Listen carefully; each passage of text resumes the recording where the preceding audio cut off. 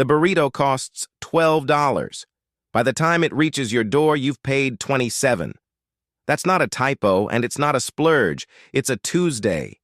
Somewhere between the restaurant and your couch, $15 extra vanished into fees you didn't read, a markup you never saw, and a tip stacked on top of all of it. And here's the part I need you to hear first. This is not because you're lazy or bad with money. An entire industry spent billions engineering that tap to feel like nothing.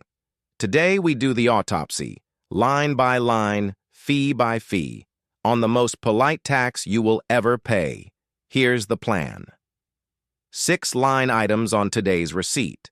1. The markup autopsy. We crack open a single delivery order and find exactly where the extra $15 hides. 2. The convenience stack. Because delivery is just the headline, we total the coffee runs, the car washes, the meal kits, the It's Only $8 apps. 3. I deserve it economics. How your exhaustion became somebody else's business model. 4. The lifetime surcharge. What a couple hundred a month quietly becomes over a working life. Spoiler, the number has 6 figures. 5. The honest counterpoint, because some convenience genuinely is worth it, and I'll hand you the one test that separates the good kind from the trap. And 6. Why convenience is the only tax in existence that says thank you when you pay it. Then the escape, practical, not monastic. Let's unroll the receipt. First, how did this become normal? A decade or so ago, delivery meant pizza and convenience meant a drive-through. Then the apps arrived, and with them, the most important invention in the history of spending, the saved card. No wallet, no cash, no moment where money visibly leaves you. Just a tap. Friction is the natural brake on spending, and an entire industry's job is to sand that friction down to 0. Nobody chose this. The default changed underneath us, one update at a time, until paying a premium for everything simply felt like how life works. So let's read what the tap actually signs you up for. Food, $12. Then the quiet parade begins. A service fee, a delivery fee, a small order fee because you dared to order just for yourself, surge pricing because it's raining, a menu that was already marked up before you opened the app, and a tip, which you should absolutely pay on top of a total that's been inflated by everything above it. 12 becomes 27. And price comparison studies keep landing on the same ugly ratio. Eating the same meal delivered costs roughly double eating it at home. That's the lifetime price of normal, printed one order at a time. Line item 1, the markup autopsy. Let's slow the receipt down, because the genius of this system is that no single line looks like the villain. Start before you even see a fee, the menu itself. On most delivery apps, the prices are higher than the same restaurant charges at the counter. The restaurant does that because the app takes a cut of every order, sometimes a brutal one, so the menu quietly absorbs it. You're paying a fee before the fees begin. Then comes the service fee, a percentage, so it scales with your hunger. Then the delivery fee, which sounds like it pays the driver, and mostly doesn't. Then the small order fee, a penalty for not buying more. Then surge pricing, because it's a rainy Friday and demand is up, which is precisely when you're most likely to order and least likely to care. And finally the tip, which, to be clear, you should pay, because the driver is the only human in this chain who isn't a line of code. But notice what happened. You tipped on a total that 6 other charges inflated first. No single line feels outrageous. $2 here, 3 there, a percentage you didn't do the math on. That's the design. If the app showed you one honest line, convenience, $15, you'd close it. So instead, the $15 arrives in costume, spread across 6 lines, each one small enough to wave through. The $12 burrito becomes 27, 125% markup, and the wildest part? Nothing about the food changed. Same burrito, same foil. You paid double for the distance between the restaurant and your door, And the app made sure you never saw it as one number. Line item 2, the convenience stack. Because delivery is just the celebrity of this story, the tax has a whole cast. Add the daily coffee run, the car wash membership, the meal kit that was supposed to replace the delivery habit and instead joined it, the grocery delivery with its own fees, the "it's only $8" apps, laundry pickup, dog walking, the premium tier of everything. Each one, alone, is defensible. Together, they form a stack. And the stack is invisible because no one ever sees it in one place. Here's the number that should bother you. One consumer survey found the average person pays about $270 a month in subscriptions alone. Want to know what people guessed before they added it up?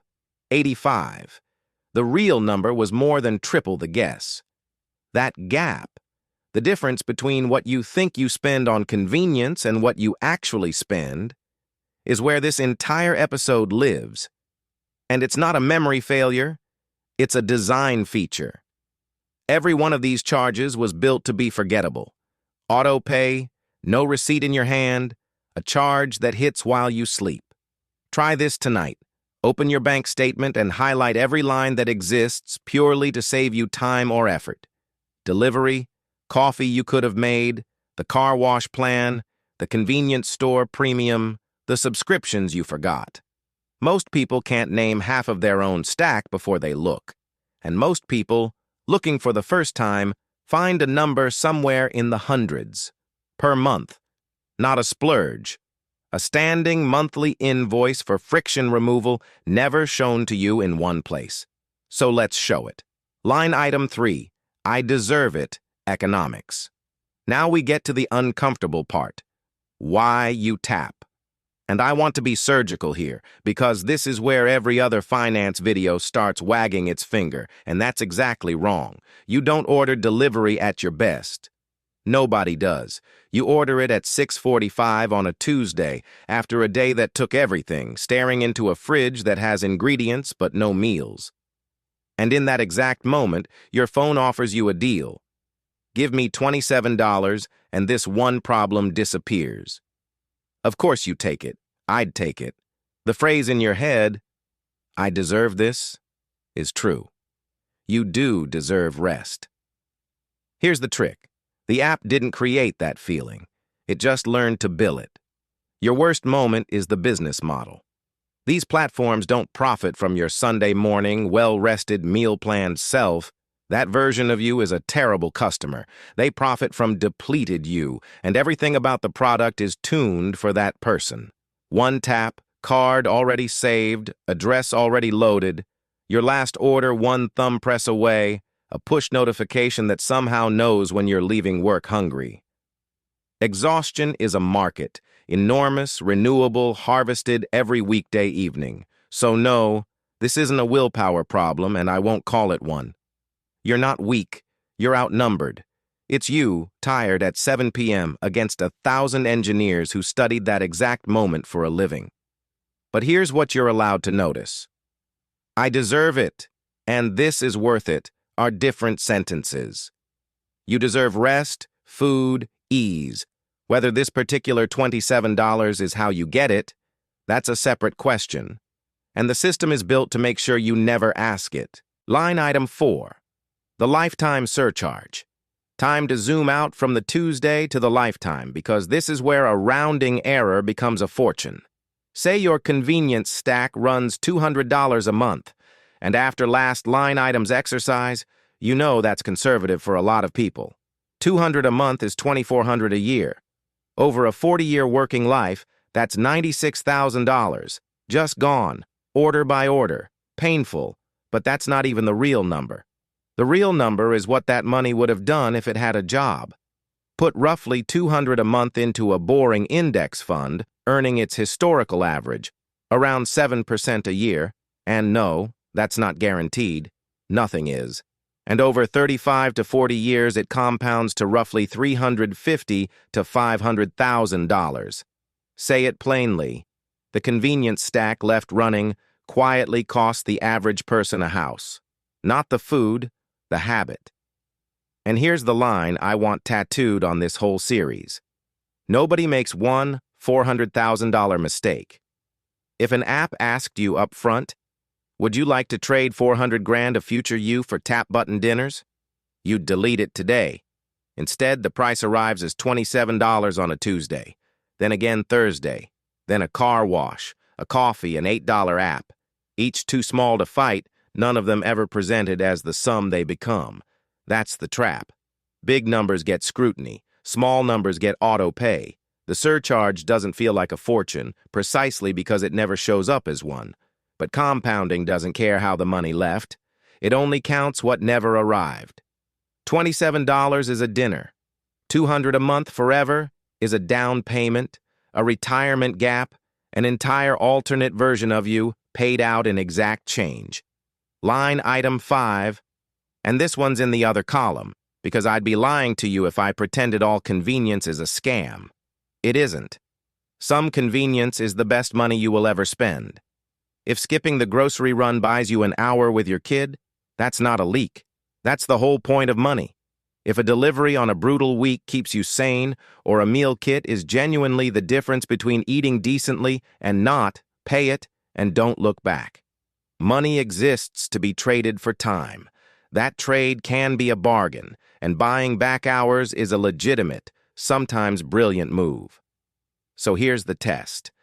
Does this purchase buy me time I actually use, or does it just numb a Tuesday? That's it. When you buy an hour, follow the hour. If it goes to your family, your health, your side business, your sleep, real, named things you can point at, the convenience paid for itself. Keep it proudly. But if the hour you bought just dissolved into 40 more minutes of scrolling on the same couch, you didn't buy time. You bought a feeling, a small anesthetic, 30 seconds of relief at a $15 markup. And the time you supposedly saved evaporated without a trace. Same tap, same app, completely different transaction. One is an investment in your actual life. The other is renting relief by the evening. And notice, the app can't tell the difference, doesn't care, and charges you identically for both. Only you can audit which one just happened. Most people, running that audit honestly, find a couple of conveniences that are absolutely worth defending, and a long tail of numbing that isn't. Hold that thought because the escape at the end is built directly on it. Line item 6. Convenience is the only tax that thanks you for paying it. Income tax comes with dread. Sales tax at least shows itself on the receipt. But the convenience tax? It arrives gift-wrapped. Your order's on the way. Rate your delivery. 5 stars. You just saved 40 minutes. Every payment is celebrated. Confetti on the screen, a cheerful notification, a little dopamine parade. And that is not decoration. That's the collection mechanism. A tax that feels like a treat gets paid forever without complaint. And the system keeps refining itself. The free delivery membership is the masterpiece. Pay a monthly fee so the fees feel gone. The tax now has a subscription, and psychology, too. Once you've paid for the membership, you order more to justify it. The fee didn't disappear. It moved upstream and recruited you as its own accountant. Meanwhile, every remaining scrap of friction gets patched like a bug. Passwords became fingerprints. Checkouts became one tap. Reorders became buy it again. And the moment between wanting and paying shrank toward zero. Understand what friction was. Friction was the pause. The pause was where your judgment lived. The 3 seconds where you asked, wait, do I actually want this? Friction removal is judgment removal, sold back to you as progress. Nobody voted for this. The default just shifted, tap by tap, update by update, until the surcharge became the water we all swim in. That's this whole series in one sentence. Normal is broke. Not because people are foolish, but because the defaults are engineered. And this one is engineered so well it takes a bow. So we stop tipping the tax. Here's the escape. The escape is called the 80-20 convenience budget, and it has 3 moves, none of which require becoming the person who ferments their own everything. Move 1. Run the audit and pick your 2. Pull up last month's statement, Highlight every convenience charge and choose the two you would defend out loud, to my face, without blushing. The Friday night order that ends your family's week, the car wash you genuinely use. Whatever passes the test from line item 5, time you use, not Tuesdays you numb. Those two survive, guilt-free, forever. This plan is not about deleting joy, it's about firing the freeloaders. Move 2. Cut the rest, but cut them structurally, don't white-knuckle it. You will not out-discipline 1,000 engineers at 7 p.m. You have to out-design them. Delete the saved card so checkout has friction again. Kill the memberships that exist to make fees feel free. Move the apps off your home screen, turn off the notifications that know when you're hungry. Give tired future you a 15-minute pause between craving and confirm. That pause is where the money is. Then make the easy path the cheap one. 5 frozen back pocket dinners for exactly the night's delivery used to win. Move 3, and this is the one people skip. Automate the difference somewhere it compounds. If the stack was running $250 a month and your 2 keepers cost $100, set up an automatic transfer of the other $150 into investments the day after payday. Automatically, because money that just loiters in checking gets reconvenienced within a month. Same one-tap machinery pointed the other way. The app made spending frictionless, you make investing frictionless. That's the whole escape. 2 conveniences you love, a system that guards the rest, and the surcharge finally working for the only person who never sent you a fee. You. So, confession time. And don't pretend you don't have one. What's the one delivery order you're not proud of? Mine involved a rainy Tuesday and a single burrito, and yes, it cost $27. Drop yours in the comments. This is a no-judgment zone. We've established the apps are very good at their jobs. As always, this is education, not financial advice. Run your own numbers before you change anything. And next episode, we walk into the biggest line item on anyone's receipt, housing. About half of American renters now hand over more than 30% of their income, and both doors out look broken. Rent forever? Buy anyway? We do the honest math. See you there.